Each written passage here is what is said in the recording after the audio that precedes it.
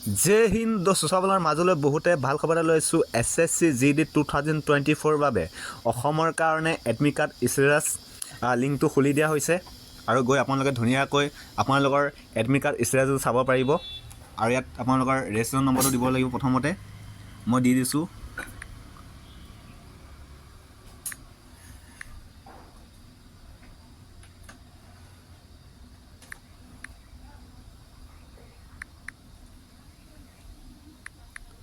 আৰু ইয়াত আপোনালোকৰ ডেট অফ বাৰ্থটো দিব।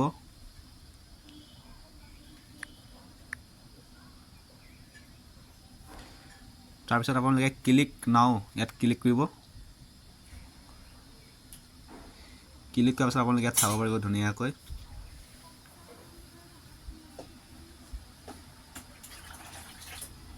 আৰু এইখন হৈছে মোৰ এক্সাম ডেট 9টা বজাৰ পৰা আছে। গুৱাহাটীত হ'ব মোৰ এক্সাম। আৰু